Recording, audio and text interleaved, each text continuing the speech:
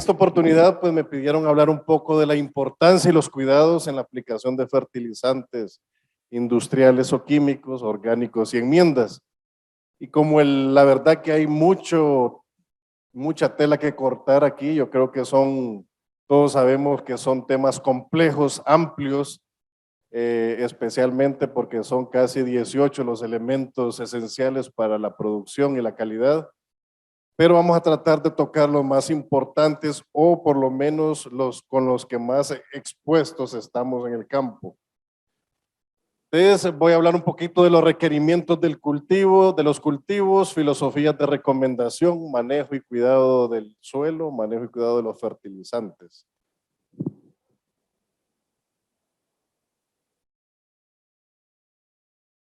Entonces, primeramente, hablar de los requerimientos del cultivo, de los cultivos. Y en este caso pongo un ejemplo café, que es el tema que más domino. Y podemos ver aquí en esta gráfica que el café, como cualquier otro cultivo, tiene sus requerimientos nutricionales muy particulares. Hablando de los más importantes, los requerimientos del nitrógeno van entre 90 y 25 kilogramos de nitrógeno por hectárea, más un factor de exportación que es 1.45 kilogramos por cada quintal oro exportado. Esto para una producción de 50 quintales puede igualar los 300 kilogramos de nitrógeno por hectárea. Lo mismo para el potasio, entre 45 y 155 kilogramos por hectárea, más un factor de exportación de 1.63 por cada quintal oro producido o exportado. Esto más o menos anda en un requerimiento acá en Honduras de alrededor para 50 quintales de unos 250 kilogramos de potasio. Y así para el fósforo tenemos entre 0 y 90 kilogramos, para magnesio entre 0 y 60, para calcio en el caso de enmiendas ya requerimos cantidades más grandes, toneladas métricas por hectárea. Y como hablamos en la parte de los sistemas expertos, también el ICAFE tiene su sistema experto que se llama el Ferticafé, en base al cual nosotros hacemos las interpretaciones y las recomendaciones. Nuestra filosofía de recomendación actual está prácticamente automatizada en este sistema experto que se llama el Ferticafé y que aparte de los requerimientos del cultivo de café que se han definido hasta el momento, requiere información de variables importantes como el análisis de suelo, la edad de la plantación, si la plantación es a pleno sol o en sistemas agroforestales bajo sombra. El potencial productivo es muy importante y uno de los factores que más incide en las recomendaciones, y finalmente podemos escoger entre diferentes fuentes de fertilizante. Dependiendo del análisis de suelo, nosotros tenemos un gran potencial de ahorro de fertilizantes. En el caso del nitrógeno, pues no nos atrevemos todavía a dar mucho crédito por nitrógeno. Lo más que damos es un 30%, dependiendo de los niveles de materia orgánica que hayan en el suelo naturalmente, o las incorporaciones de fertilizantes orgánicos. En el caso del potasio tenemos un potencial de ahorro de hasta 40% de fertilizantes potásicos. En el caso del fósforo incluso podemos prescindir del 100%, o sea, ahí tenemos situaciones que si tenemos altos contenidos de fósforo en el suelo, prácticamente eso es suficiente y podemos prescindir de este elemento y así de otro. Entonces, ahorita que están los precios de los fertilizantes tan caros y las productoras, los técnicos nos preguntan qué está haciendo el ICAFE, les digo, promoviendo nuestra filosofía de recomendación de fertilizantes, porque es la mejor oportunidad de poder conseguir ahorros reales en en costos de fertilizantes. Es muy importante darle valor a esto, promover esto y hacer que los técnicos, nuestros colegas, a nivel científico, a nivel técnico, nuestros productores y productoras también puedan entender el valor que tienen los análisis de suelo y sus filosofías de recomendación.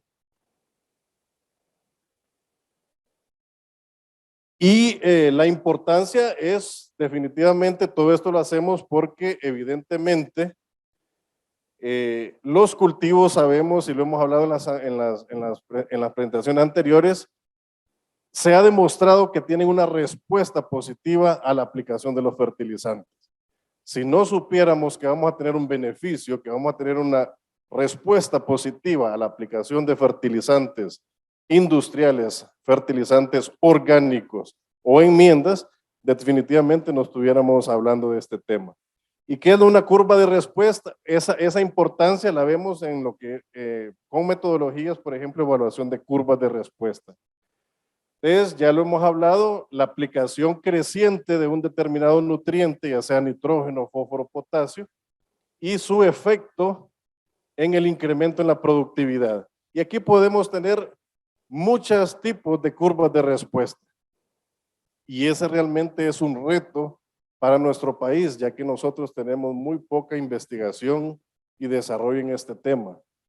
No tenemos mucha investigación que nos haya generado curvas de respuesta para el país, específicas para el país, específicas para nuestras regiones, específicas para nuestros cultivos y que todos sabemos que varían mucho en el país. Entonces, la gran necesidad, ¿por qué recalco este tema? Es porque uno de los grandes retos que lo hemos hablado a lo interno del ICAFE con otros colegas sueleros, con la asociación también, es la gran necesidad de poder generar investigación y desarrollo para generar curvas de respuesta para nuestros cultivos, para nuestro país, para nuestras regiones y a la escala espacial mayor posible. En el ICAFE lo estamos haciendo, no sé si pueden ver en esta imagen, podemos ver la respuesta significativa que tiene el cultivo de café, las aplicaciones crecientes de nitrógeno. Por ejemplo, este es un cafetal variedad Lempira, que tiene 800 libras por manzana de nitrógeno y este prácticamente es cero. Entonces vean ustedes el efecto, la cosecha que tiran estos cafetales en respuesta a la aplicación de dosis crecientes de nitrógeno. Entonces, en este sentido, las filosofías de recomendación son valiosas y son importantísimas y tenemos que tenerles mucho cuidado, ponerles mucha atención. El análisis de suelo es la herramienta más importante para el diagnóstico de la fertilidad y medir su variabilidad en tiempo y espacio. Cada laboratorio puede tener las mismas metodologías o diferentes para determinar los nutrientes disponibles en el suelo a través de esta herramienta, pero pueden diferir en su metodología o filosofía de recomendación, dependiendo del cultivo, dependiendo de la zona, dependiendo de las características edáficas del sitio. Por ejemplo, en general las filosofías más comunes es filosofía de recomendación de nivel de suficiencia de nutrientes disponibles o porcentaje de suficiencia o requerimiento nutricional del cultivo. ¿Qué implica? Es conocer qué requiere el cultivo, ver qué es lo que aporta naturalmente el suelo y por análisis de correlación, ya vamos a hablar un poquito de eso, poder determinar cuánto es la cantidad de fertilizante que tenemos que aplicar dependiendo del potencial de respuesta que tenga el cultivo hacia eso. La segunda es filosofía de reconstrucción, abastecimiento y mantenimiento, que prácticamente es cuando nosotros llevamos al máximo nivel un suelo que puede tener y solamente estar sustituyendo lo que el cultivo exporta. Para esta filosofía de recomendación muchas veces ni necesitamos el análisis de suelo porque ya sabemos la cantidad de el rendimiento del cultivo, ya sabemos la exportación que hay y simplemente nos dedicamos a reabastecer o a mantener los suelos a esos niveles. Yo creo que estas filosofías de recomendación solo se aplican a cultivos que son de alto valor y que nos pueden dar el diferencial en ganancias para mantener los suelos a estos niveles. Y están otras filosofías de recomendación que implican las tasas de saturación catiónica o concepto de relación catiónica, que también lo hablaron en las presentaciones pasadas, cómo las relaciones pueden afectar la disponibilidad o no de ciertos elementos. Es muy importante conocer la filosofía de recomendación que utilizamos, muy importante tener nuestras propias filosofías de recomendación específicas para el cultivo, para nuestros cultivos, específicas para los suelos de nuestro país, de nuestras zonas, y lo mejor sería ensayos multilocales y multitemporales que nos ayudan a entender y a sacar las mejores recomendaciones de estas curvas de respuesta.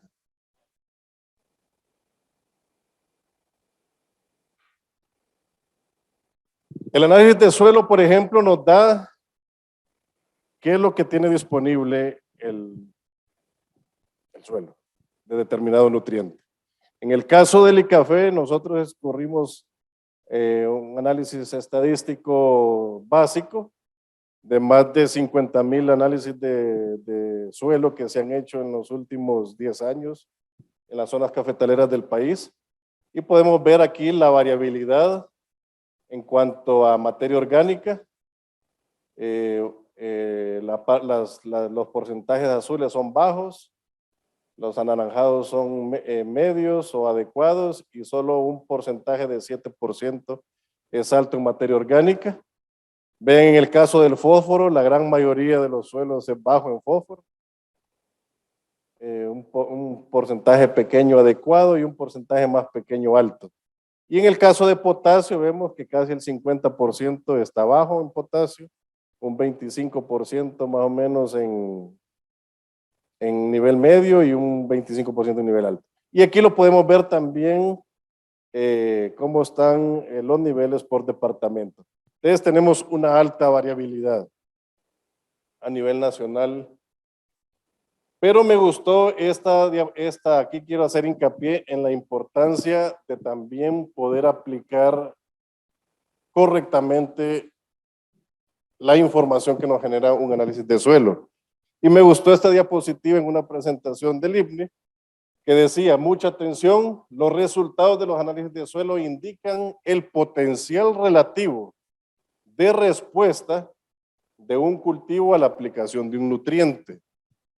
No se pueden usar los valores provenientes del análisis de suelo para calcular cantidades disponibles en el suelo. O sea, no se trata solamente de decir, tengo 5 partes por millón por los 2 millones de kilogramos que tiene una hectárea de suelo, y esto me da 40 kilogramos de aporte, póngale, de fósforo, y si ocupo 80, solo le aplico 40. No se trata de hacer eso. Esa es una forma muy común que la gente lo usa mucho, pero no es la forma adecuada de utilizar la información que nos genera un análisis de suelo. ¿Qué es lo que tenemos que hacer? Es medir el potencial de rendimiento dependiendo del cultivo que se tiene bajo diferentes niveles de un elemento en el suelo, y después hacer un análisis de correlación para ver cuál es el potencial que tiene ese cultivo en particular a poder responder a cantidades específicas de fertilizante. Por ejemplo, si nosotros vemos en este caso el fósforo medido por el método Bray en partes por millón, vemos que el rendimiento, la planta responde cuando los niveles están de 0 a 10, en el caso de esta gráfica. Si ya pasa de 10 partes por millón, vemos que la respuesta prácticamente se detiene. Entonces nosotros tenemos que hacer ensayos multilocales de este tipo para medir los niveles críticos a partir de los cuales un cultivo en particular tiene potencial de responder o no a la adición de fertilizantes químicos, orgánicos o enmiendas. Esto es lo que se llama un análisis o estudio de correlación.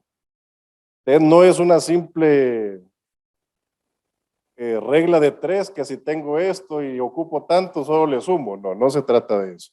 Se trata de hacer estudios más profundos para entender realmente la dinámica de respuesta de los cultivos a lo que podemos aplicar.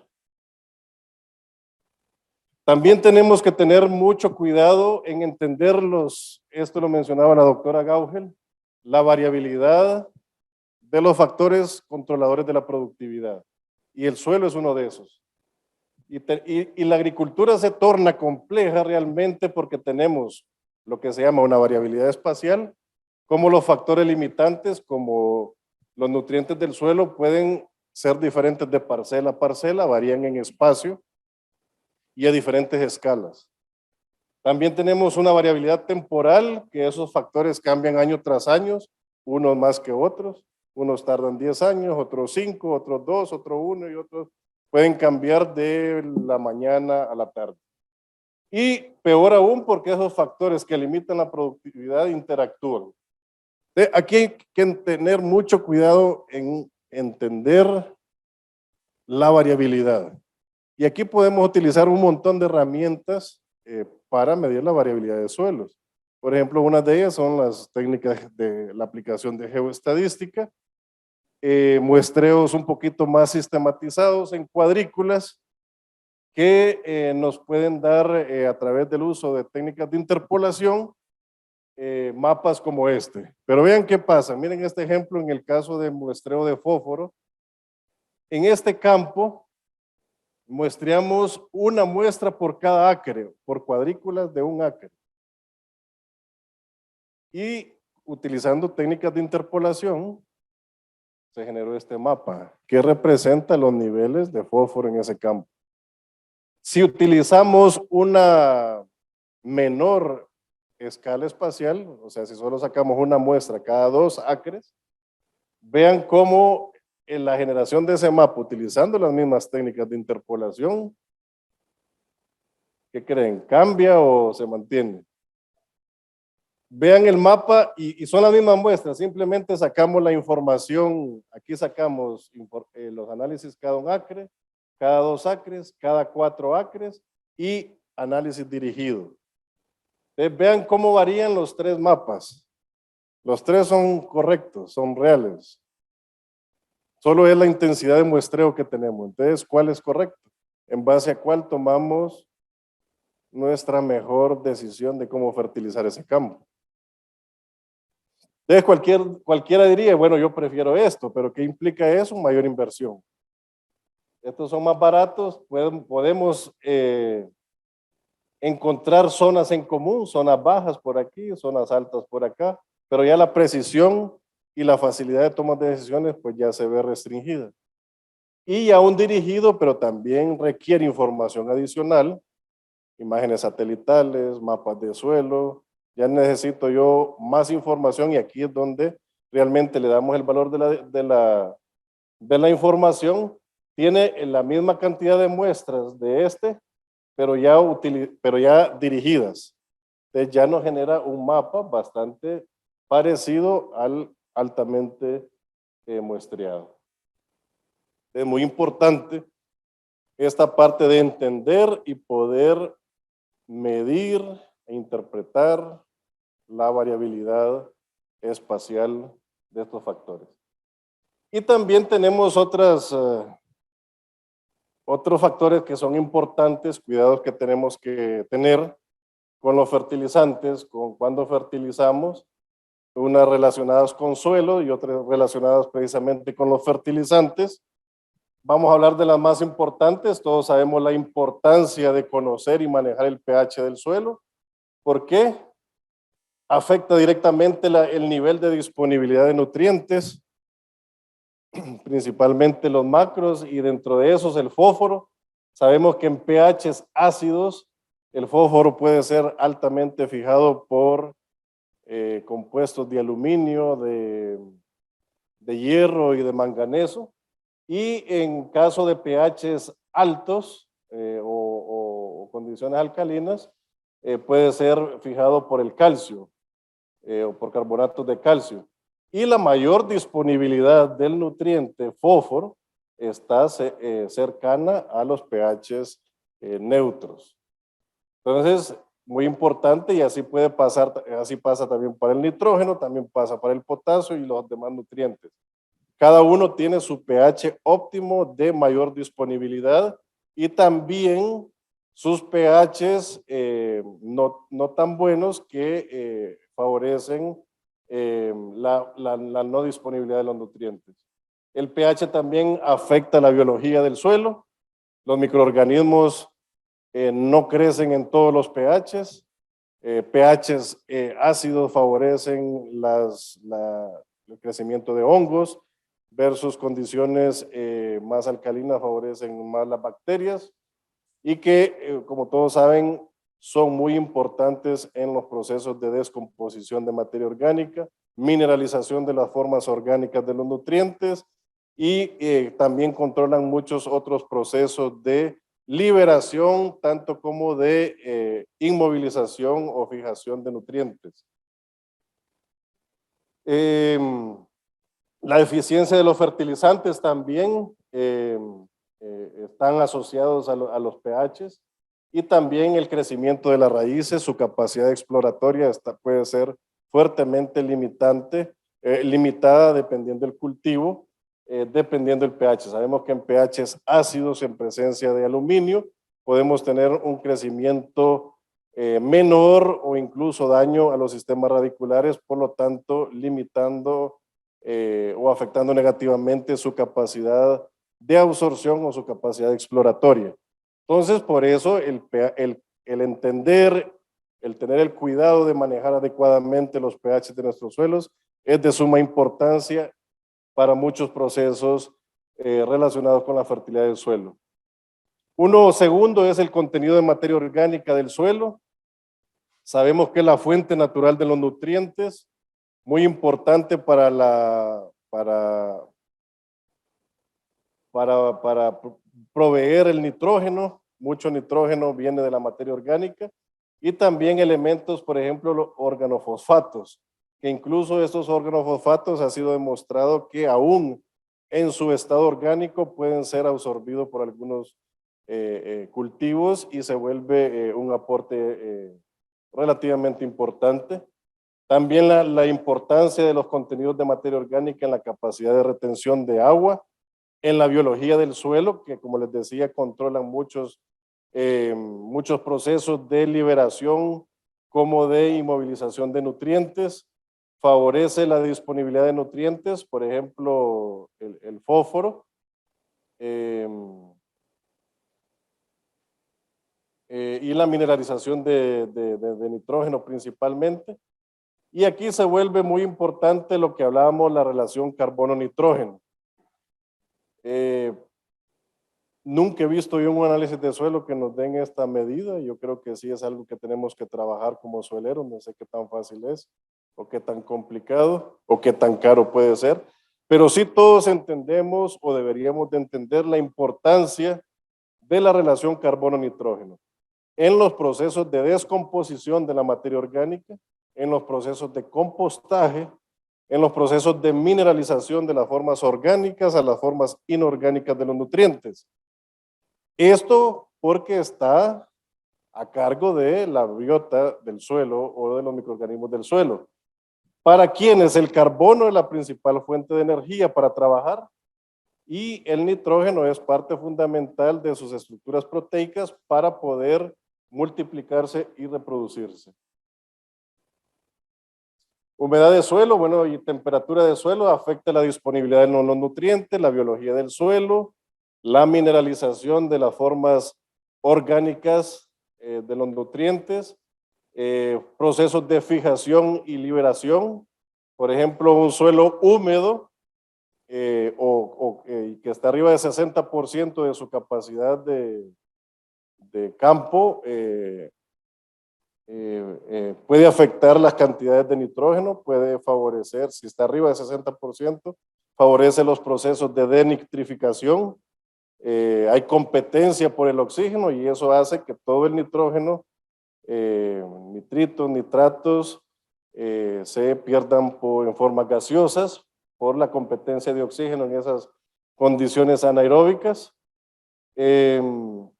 Afecta la eficiencia, por ejemplo, en inundación, en el caso del fósforo lo favorece, aumenta su disponibilidad, favorece la baja fijación, pero en caso de potasio sí lo afecta a través de procesos de lixiviación, eso en caso de exceso de humedad.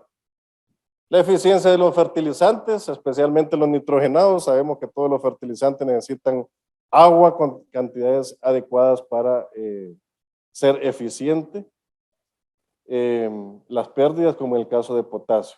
La textura de suelo también es muy importante ponerle atención y tenerle mucho cuidado a esto, aunque también poca atención le prestamos. Muchas veces nos vamos solo a los contenidos de nutrientes y casi nadie le gusta explorar esta característica del suelo y que está muy relacionada con la disponibilidad por retención de nutrientes en arcillas. Dentro de la textura hay que ponerle mucha atención a la parte de arcillas. Sabemos que las arcillas tienen alta capacidad de fijar nutrientes, arcillas 1 a 1 mayormente fijan potasio, las 2 a 1, fósforo, perdón, las 2 a 1 potasio, y esto pues afecta la disponibilidad de esos nutrientes, la pérdida en suelos arenosos, fijación en arcilla de fósforo principalmente, capacidad de retención de agua y eficiencia en el uso de los fertilizantes. Y en cuanto a estructura de suelo, también por medio de las calicatas y eso, poder caracterizar la estructura de suelo, que tiene que ver mucho o influye mucho en la compactación de los suelos, en la facilidad o no de enterrar los fertilizantes. Sabemos que los fertilizantes son hechos para ser enterrados, funcionan mejor, especialmente los nitrogenados. La urea, por ejemplo, es una práctica muy común ver en el campo que el productor espera de que el suelo esté húmedo para tirarlo y lo tira superficialmente.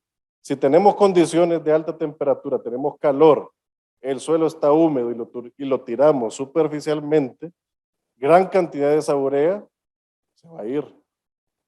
¿Qué tenemos que hacer? Es enterradita. La única manera que se ha demostrado científicamente que se puede poner la urea en el suelo es si el suelo está seco, si las temperaturas están frescas y si sabemos que con alto nivel de certeza en los próximos 3 o 6 días vamos a tener lluvia por lo menos de 10 milímetros en ese periodo de tiempo. Con eso sí aseguramos que no haya pérdidas por volatilización y con esa lluvia en ese periodo de tiempo se asegura de que casi el 100% de ese nitrógeno se vaya al suelo, al perfil del suelo. Otro, en cuanto al manejo y cuidado de los fertilizantes, las fuentes de nutrientes, importante tenerle cuidado a los precios, a las cantidades y a la disponibilidad. Muchas veces podemos tener fertilizante más barato, por ejemplo el sulfato de amonio versus la urea, pero sabemos que tiene la mitad de nitrógeno, aunque tiene azufre, pero eso significa mayor cantidad de bolsas, mayor flete, mayores costos de almacenaje, entonces hay que tenerle mucho cuidado a eso. Los métodos de aplicación, lo que hablábamos, si lo hacemos superficial, enterrados en el caso de los nitrogenados, localizados en banda o al voleo o con labranza en el caso particular de los fertilizantes de fósforo. Si lo hacemos localizados, especialmente en suelos altamente fijadores de fósforo, pues tenemos menor posibilidad de fijación de fósforo. Pero si ya lo hacemos al voleo y utilizamos labranza para regarlo, obviamente mayor área con fertilizante, entonces nuestra fijación de fósforo, especialmente en suelos altamente fijadores de fósforo, vamos a tener problemas de fijación de fósforo. Y finalmente, la frecuencia de aplicación, entender el efecto residual de algunos fertilizantes, especialmente los fosforados o los de potasio, para poder analizar la frecuencia de aplicación. Por ejemplo, en los nitrogenados tenemos que hacerlo por lo menos varias veces al año, pero para algunos cultivos los fertilizantes de fósforo a veces nos permite hacerlo cada año, cada 2 años, cada 3 años, dependiendo de ese efecto residual. Para abonos orgánicos, bueno, lo importante, la relación carbono-nitrógeno que hemos hablado, carbono como fuente de energía, nitrógeno como parte importante para las estructuras, para proteínas y estructuras celulares. Tenemos que enseñar a nuestros productores a entender estos procesos. ¿Por qué la importancia de mantener una buena relación carbono-nitrógeno? ¿Qué pasa si no tenemos suficiente carbono en relación al nitrógeno? Prácticamente los microorganismos que descomponen y mineralizan los nutrientes se quedan sin energía, entonces el proceso se detiene. Si nos quedamos sin nitrógeno en comparación en relación al carbono, prácticamente las poblaciones de microorganismos van a dejar de crecer porque no tienen de dónde agarrar el nitrógeno esencial para sus estructuras celulares, proteicas, y en el peor de los casos, ¿qué van a hacer? Van a tomar el nitrógeno que no tienen en el campo, lo van a tomar de los fertilizantes que nosotros apliquemos.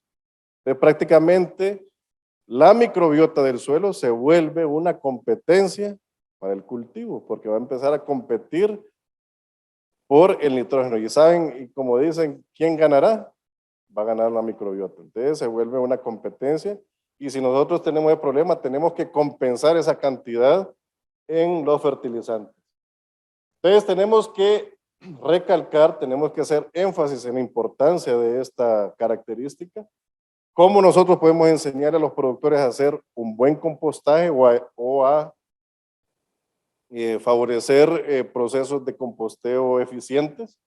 Bueno, mantener las relaciones carbono. Decían en la primera presentación que por ley tiene que ser 1 a 25, 25 a 1. Entonces, ¿cómo logramos esto? Pues enseñándole a los productores cuáles son los materiales disponibles en la finca y localmente que nos aportan carbono. Y en este manual que encontré de un amigo, que me compartió un amigo, él le llama los materiales marrones, hojas secas, paja o cáscara, y esta es la relación carbono-nitrógeno, vean que es muy alta, papel o cartón, acerrín. En el caso de las fincas cafetaleras hablamos de desechos de poda, de los cafetales, de desechos de poda de la sombra, rastrojos gruesos, y que pueden aportar altos contenidos de carbono. Y por el otro lado, los materiales aportantes de nitrógeno o los abonos o los materiales verdes, ahí podemos hablar de la pulpa de café, restos de comida, hierbas mixtas, estiércol de pollo o la gallinaza, o la pollinaza, estiércol de vaca. Y vean aquí la relación. La combinación de estas es importante para un buen composteo, para una buena mineralización de nutrientes. Entonces, en este manual particularmente recomiendan que para asegurar un buen abono orgánico, una buena descomposición, una tasa eficiente de mineralización de nutrientes orgánicos, es mezclar 2 partes de esto por una de estos. Y con eso se asegura ese proceso. Algunas gentes o alguna literatura indican que hasta 5 a 1 y el proceso es bastante eficiente. Yo creo que va a depender mucho de qué utilizamos como fuentes de carbono y qué utilizamos como fuentes de nitrógeno. Ya para terminar, otras prácticas que hay que ponerle mucha atención en el caso de café, como lo mencionaba el doctor Víctor de FIA, nosotros promovemos mucho la parte de sistemas agroforestales. El ICAFE solo recomienda la siembra de café en sistemas agroforestales. Aquí muy importante la parte de reservorios de carbono. También promovemos mucho la inclusión de especies fijadoras de nitrógeno. Estamos evaluando diferentes combinaciones para ver cuánto nitrógeno se puede aportar a los cafetales, y también prácticas de conservación, barreras vivas, cobertura. Yo creo que estamos en sintonía con las presentaciones anteriores, con el fin de conservar el suelo, evitar erosión, pérdida de materia orgánica, pérdida de fósforo, pérdida de potasio, por este mismo procesos de erosión. Finalmente, los retos, entonces creo yo que, o creemos que el primer reto es validar científicamente las filosofías de recomendación de fertilizantes para los cultivos en Honduras. Necesitamos urgentemente ensayos multilocales para medir los niveles de respuesta de los cultivos a niveles crecientes de nutrientes. Formar expertos en identificar y manejar la variabilidad local. Medir los beneficios que trae el manejo de la variabilidad para justificar el mayor esfuerzo que se requiere para hacer eso, beneficios económicos, ambientales y el valor del manejo de la incertidumbre. Y esto obviamente nos va a llevar a lo que varios hemos pedido ya este día, clasificación y mapeo de suelos de Honduras, no solo por sus características edáficas, sino también por regímenes climáticos y también por características biológicas. Con eso, pues, muchas gracias.